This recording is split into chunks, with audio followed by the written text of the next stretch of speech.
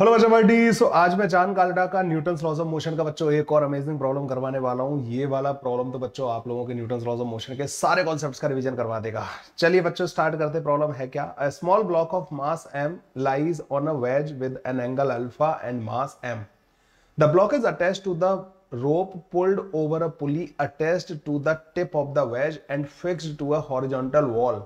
See the figure. Find the acceleration of the wedge. All the surfaces are slippery. So बच्चों wedge का acceleration आप लोगों को बताना है। सारे surface slippery हैं, ठीक है। There is no friction anywhere. So क्या हो रहा है बच्चों, इसके बारे में बात करनी है ना। सबसे पहले एक काम करते हैं बच्चों के, जो मुझे ये बताओ ये wedge का जो acceleration होगा वो किधर की तरफ होगा, मतलब wedge चलेगा किधर की तरफ। वैसे तो डायग्राम में दे रखा है इन्होंने, लेकिन ऐसा क्यों हो रहा होगा इसके बारे में भी थोड़ी सी बात कर लेते हैं। तो अगर मैं वेज का एक यहाँ पे डायग्राम बनाऊं ताकि मैं तुम्हें क्लियरली समझा सकूं कि फोर्सेस इसके ऊपर कैसे कैसे लग रहे होंगे, तो आपको अच्छे से समझ में आ जाएगा। देखो बच्चों यहाँ पे जो पुली लगी हुई है ना, that is the part of the veg. तो जो भी फोर्स पुली के ऊपर लग रहे होंगे ना, वो एक तरीके से वेज के ऊपर ही लग रहे हैं, ठीक है। ये भी बड़ा इंपॉर्टेंट सा पॉइंट है। तो वेज से जुड़ी हुई है, तो जो भी फोर्स पुली पे लग रहे हैं वो वेज पे लग रहे हैं। पुली के ऊपर से रस्सी पास हो रही है, तो रस्सी का जो टेंशन होगा ना बच्चों, टेंशन वाला फोर्स, वो इस तरीके से बच्चों इस पुली के ऊपर लग रहा होगा, ठीक है। तो टेंशन लग रहा होगा बच्चों यहाँ पे इस तरीके से ना, टेंशन लग रहा होगा, टी इधर लग रहा होगा, टी इधर लग रहा होगा, है ना। साथ ही साथ बच्चों एक यहाँ पे नॉर्मल रिएक्शन लग रहा होगा वेज के ऊपर, ऐसे करके नॉर्मल रिएक्शन ऐसे करके यहाँ पे लग रहा होगा। ये जो ब्लॉक लगा रहा होगा ना, वो नॉर्मल रिएक्शन लग रहा होगा। नीचे से भी नॉर्मल रिएक्शन लग रहा होगा, mg लग रहा होगा इस वेज का, ठीक है। ये सारे के सारे फोर्सेस होंगे। mg इधर आ गए बच्चों, एक नॉर्मल रिएक्शन नीचे से जो नॉर्मल रिएक्शन आएगा बच्चों, let's call it n dash. ये सारे फोर्सेस बच्चों वेज के ऊपर लग रहे होंगे, ठीक है। टेंशन का अगर मैं देखूं तो टेंशन के, इस वाले टेंशन के दो कंपोनेंट किए जा सकते हैं। इधर वाला t cos अल्फा आएगा और एक कंपोनेंट बच्चों इधर आएगा t sin अल्फा के बराबर, है ना। नॉर्मल के भी बच्चों मैं कंपोनेंट कर सकता हूं, एक हॉरिजॉन्टल कंपोनेंट आएगा, एक बच्चों वर्टिकल कंपोनेंट आएगा। आप बोलोगे एंगल कैसे पता करेंगे, ये अल्फा के बराबर दे रखा है 90 माइनस का अल्फा, 90 माइनस का अल्फा, तो ये वाला अल्फा के बराबर होगा, तो ये n cos अल्फा के बराबर होगा और ये n sin अल्फा के बराबर होगा। इस डायग्राम को बनाने में मैं इसको सॉल्व ऐसे नहीं करूंगा, नहीं, ठीक है। सॉल्व करने का तरीका अलग रहेगा, लेकिन मैं तुम्हें समझाना चाहता हूँ कि नीचे वाला वेज किधर चल रहा होगा। तो वेज के ऊपर देखो बच्चों नेट फोर्स किधर की तरफ लग रहा है, लेफ्ट की तरफ। n sin अल्फा भी लेफ्ट की तरफ है, t भी लेफ्ट की तरफ है, तो इसका जो एक्सेलरेशन जो इन्होंने दिखा रखा है ना बच्चों, लेफ्ट की तरफ इस वजह से आ रहा होगा। तो लेफ्ट की तरफ बच्चों इसका एक्सेलरेशन आ रहा होगा, ठीक है। ये वाली बात समझ में आ गई आप लोगों को। आप बोलोगे सर ये, पर मैं थोड़ा सा विजुअलाइज कराना चाहता था आप लोगों को कि फोर्सेस अगर आपको देखने हैं कि कौन सी बॉडी किधर की तरफ जा रही होगी, तो आप इस तरीके से देख सकते हो। ज्यादा से ज्यादा इंफॉर्मेशन देके आपको थोड़ा सा इस टॉपिक में कंफर्टेबल करना चाहता हूं मैं, ठीक है ना। How do we solve this question बच्चों ना। अब आते हैं बच्चों इस क्वेश्चन को सॉल्व करने पे। तो बच्चों सबसे पहले तो मुझे ये पता लग गया कि जो वेज है ना, वो सिर्फ लेफ्ट में ही या राइट में जा सकता था। तो हमने देख लिया कि वो लेफ्ट में जा रहा है, ठीक है। अगर कई बार नहीं भी पता होता है ना, तो अपनी तरफ से मान लिया करो। तो मैंने लेफ्ट की तरफ जाता हूँ मान लिया, ऊपर नीचे तो जा नहीं सकता। ये वाली बात समझ में आई आपको? आप बोलोगे ठीक है। Now let's talk about the acceleration of this. अब बच्चों इसका एक्सेलरेशन देखने के लिए पता है मैं क्या करूंगा, इसका एक्सेलरेशन मैं पहले विद रिस्पेक्ट टू दिस देखूंगा, ठीक है, वेज के रिस्पेक्ट में। तो वेज को अगर तुमने रोक दिया, अपना ऑब्जर्वर मान लिया, आपने अपना ऑब्जर्वर यहां बैठा दिया वेज के ऊपर, तो ऑब्जर्वर जब आपने यहां पे बैठा दिया, तो क्या आपको ये समझ में आ रहा है कि ये जो है ना, ये दीवार इधर की तरफ आ रही होगी। हाँ भाई, जो चीजें रुकी हुई है उन पर आपको एक्सेलरेशन लगा देना होगा, क्योंकि आप इसके रिस्पेक्ट में बात कर रहे हो। तो ये दीवार इधर आती दिखेगी, दीवार इधर आएगी, तो रस्सी कम होगी, तो ये नीचे की तरफ जाएगा, नहीं जाएगा बच्चों? ये वाली बात बताओ मेरे को। आप बोलोगे हाँ सर। तो मेरे को एक चीज समझ में आ गई कि एक्सेलरेशन ऑफ ब्लॉक जो होगा बच्चों, ये एक्सेलरेशन ऑफ दिस स्फीयर जो होगा, वो विद रिस्पेक्ट टू, अच्छा यहाँ पे रोलिंग वोलिंग कंसीडर नहीं करनी है, ध्यान रखना, फ्रिक्शन वगैरह कुछ भी नहीं है, ठीक है। तो इसका जो एक्सेलरेशन होगा बच्चों, acceleration of sphere with respect to wedge, उसको मान लिया बच्चों मैंने b के बराबर, ठीक है, नीचे की तरफ आ रहा होगा।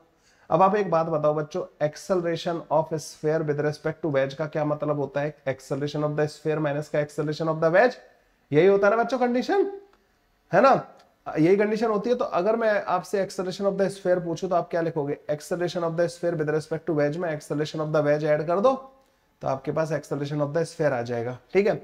तो ये acceleration of the sphere with respect to wedge है b के बराबर। इसमें अगर आपने वेज का एक्सेलरेशन ऐड कर दिया जो कि a के बराबर है, तो ये जो रिजल्टेंट होगा ना इन दोनों का, ये ग्राउंड के रिस्पेक्ट में स्फीयर का एक्सेलरेशन आएगा।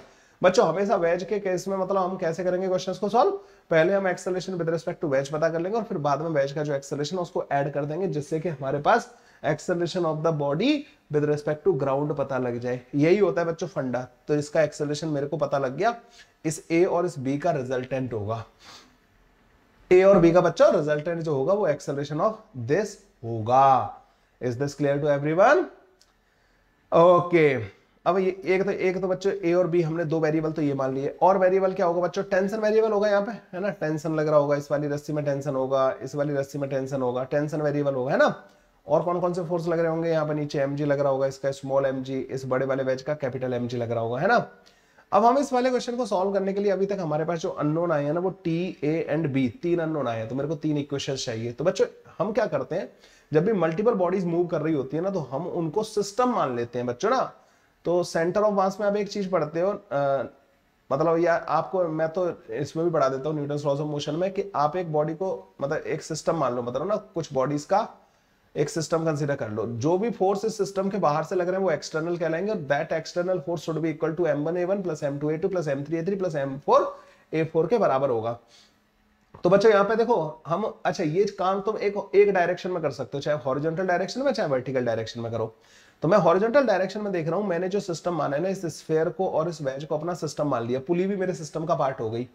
तो बच्चों इस बाउंड्री जो मैंने एक इमेजिनरी बाउंड्री बनाई है, इसके बाहर से कौन कौन से फोर्स लग रहे हैं, बाहर वाली बॉडीज जो फोर्स लगा रही है। तो देखो एक तो mg बाहर से लग रहा है, ये वाला mg बाहर से लग रहा है, ग्राउंड जो नॉर्मल लगा रहा होगा वो भी बाहर का फोर्स हो जाएगा, ये जो रस्सी है ना इस बाउंड्री को क्रॉस करके जा रही है, तो रस्सी का जो टेंशन होगा ना वो भी बाहर का फोर्स होगा। तो बच्चों मैं इस सिस्टम पे न्यूटन का लॉ लगा रहा हूं बच्चों, जो न्यूटन्स लॉ फॉर सिस्टम लगा रहा हूं बच्चों, लॉ फॉर सिस्टम। ये एक तरीका होता है बच्चों करने का। बाद बाकी तो आप इन दोनों का फ्री बॉडी डायग्राम बना के एक लंबे वाले मेथड से भी कर सकते हो, लेकिन इससे क्या होता है कि रिलेटिवली इक्वेशंस थोड़ी सी कम हो जाती हैं।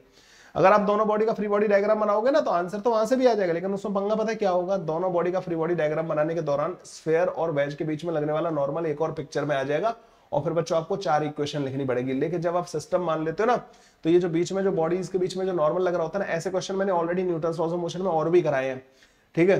तो ये जो नॉर्मल होता है ना बच्चों, यहाँ पे जो नॉर्मल लग रहा होता है वो क्या कर देता है, वो पिक्चर में नहीं आता, उसको लिखने की हमें जरूरत नहीं पड़ती है, ठीक है। तो आप बोलोगे कि ओके सर ये वाली बात समझ में आ गई मेरे को। तो अब हम यहाँ पे क्या करेंगे बच्चों के, हमने ये सिस्टम मान लिया, तो सिस्टम पे अब देखो इस वेज का एक्सेलरेशन तो लेफ्ट की तरफ माना है, अच्छा टेंशन भी बच्चों लेफ्ट की तरफ लग रहा है, तो जो भी फोर्स लेफ्ट की तरफ लग रहा है उनको हम पॉजिटिव लेंगे।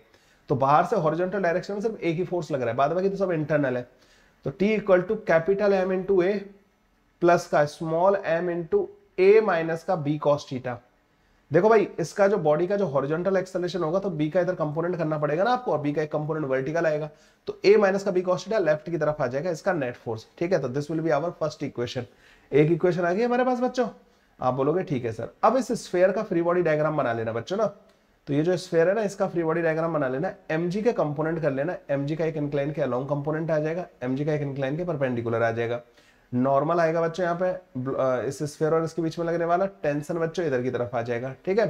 देखना मैं कितना शानदार तरीके से 3 इक्वेशन से ही काम चला देंगे हम लोग ना। तो यहाँ पे एक नॉर्मल आया, ठीक है, ये वाला इनके बीच में जो नॉर्मल लग रहा था ना n, यहाँ पे बच्चों mg cos अल्फा आया, इधर की तरफ बच्चों mg sin अल्फा आया, है ना, mg sin अल्फा आ गया, इधर की तरफ बच्चों टेंशन लग रहा होगा, ऊपर की तरफ टेंशन लग रहा है, mg लग रहा है, नॉर्मल लग रहा है, यही फोर्सेस हो गए बच्चों हमारे पास।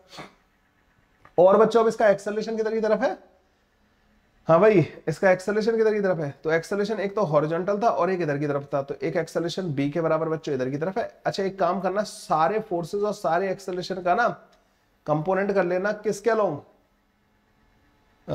इसके मतलब एक इंक्लाइन के अलोंग और इंक्लाइन के परपेंडिकुलर। तो b तो इंक्लाइन के अलोंग ही था, a के कंपोनेंट कर लेना बच्चों, तो a का एक कंपोनेंट ऊपर की तरफ आ जाएगा और a का एक कंपोनेंट बच्चों इधर की तरफ आ जाएगा, ठीक है। तो a का इधर वाला कंपोनेंट जो आएगा वो a sin थीटा आएगा, इधर वाला कंपोनेंट जो आएगा बच्चों वो a cos थीटा आएगा, इधर तो b एक्सेलरेशन है बच्चों, ये हो गई बच्चों इक्वेशन। अब एक काम करना बच्चों, इसमें ना मुझे ये नॉर्मल पिक्चर में नहीं चाहिए, नहीं तो मेरे पास एक इक्वेशन और बनाने की जिम्मेदारी आ जाएगी। अभी तक टी ए और बी की इक्वेशन बनाई है मैंने, तो मैं नॉर्मल वाली डायरेक्शन में नहीं लिखूंगा, मैं इस डायरेक्शन में F equal to M A लिख दूंगा। तो मैं लिखूंगा यहाँ पे mg sin अल्फा माइनस का t is equal to m into B minus का a cos अल्फा, ठीक है। मैंने इसको बड़ा माना है, mg sin अल्फा को बड़ा माना है, तो नेट एक्सेलरेशन में नीचे की तरफ मानूंगा, तो b माइनस का a cos अल्फा, इधर b है इधर a cos अल्फा है, ठीक है।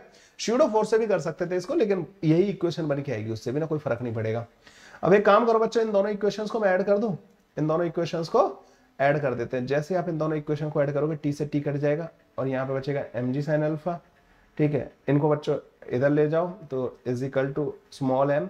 अब अगर आप इसको देखो ना बच्चों, इन दोनों को, तो स्मॉल m वाली टर्म्स को एक साथ कर देना, तो a प्लस का b माइनस का a प्लस का b cos अल्फा, ऐसा बन रहा है क्या, ठीक है ना।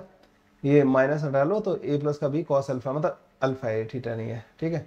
ऐसा बन जाएगा बच्चों हमारे पास इक्वेशन, ये बन गया। अब प्रॉब्लम पता है इसमें क्या आ रही है, a और b के बीच में एक रिलेशन चाहिए मेरे को, और a और b के बीच में रिलेशन कहां से आएगा बच्चों, स्ट्रिंग कंस्ट्रेंट से। तो स्ट्रिंग कंस्ट्रेंट कैसे लगाते हैं बच्चों, अगर किसी ने नहीं पढ़ी है तो मेरा भी कोर्स चालू हुआ है JEE 2027 वाले बच्चों के लिए, फ्री कोर्स है मेरे दूसरे वाले यूट्यूब चैनल पे, जिसमें JEE मेन फिजिक्स का कैलाश सर नाम से ना, उस वाले पे मेरा एक फ्री कोर्स चालू हुआ है बच्चों, वहां पे पढ़ लेना, ठीक है।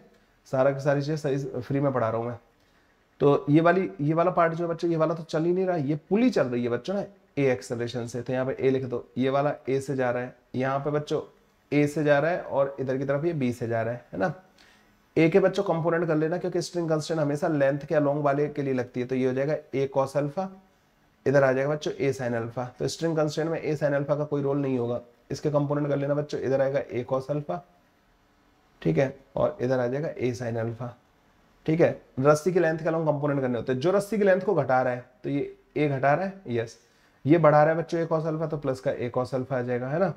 ये ए cos अल्फा बच्चों घटा रहा है, तो माइनस का ए cos अल्फा आ जाएगा, है ना। और बी बच्चों बढ़ा रहा है, तो प्लस का बी आ जाएगा, इक्वल टू 0। तो बच्चों यहाँ से ए इक्वल टू बी आ जाएगा हमारे पास, और ए इक्वल टू बी आते ही बच्चों हमारा काम हो गया आसान। अच्छा यहाँ पे एक और था, ये प्लस का कैपिटल एम इंटू ए भी तो था, ये वाला कैपिटल एम भी तो था, कैपिटल एम इंटू ए, ठीक है। अब हम क्या करेंगे बच्चों, एक ही जगह पे बी रख देंगे, तो यहाँ पे बच्चों 2a माइनस का 2a cos अल्फा ए आ जाएगा बच्चों, ए को बाहर निकाल लेंगे, तो हमारे पास कुछ बनेगा small mg sin alpha divided by 2 small m 1 minus का cos अल्फा प्लस का कैपिटल m, ठीक है। ये बन जाएगा बच्चों ए का वैल्यू, ठीक है। शायद इसका आंसर मेरे पास है, तो mg sin alpha divided by capital m 2m, okay बच्चों, ठीक है, वही है, सेम आंसर आ रहा है बच्चों। Answer to this question will be this. तो कैसा लगा बच्चों, मेथड कैसा लगा। अगर आप लोगों को ये मेथड समझ में नहीं आया तो बच्चों एक चीज मैं आप लोगों को बताना चाहता हूँ, मेरा फ्री कोर्स चल रहा है, उसमें आप में से अब बहुत सारे बच्चे इस फ्री कोर्स में पढ़ा देने के बाद देखेंगे, अभी तो रेक्टिलिनियर मोशन चल रहा है उसके अंदर। तो JEE मेन फिजिक्स का कैलाश मेरा दूसरा यूट्यूब चैनल है, वहां पे बच्चों मैं पूरा का पूरा मतलब सब कुछ पढ़ाऊंगा आप लोगों को ना। तो अगर ये मेथड आपको समझ में नहीं है, मतलब आपको ढंग से मतलब न्यूटन लॉज ऑफ मोशन नहीं आता अभी, और न्यूटन लॉज ऑफ मोशन नहीं आता मतलब आगे का बेस तो पता नहीं क्या ही बनेगा फिर आपका।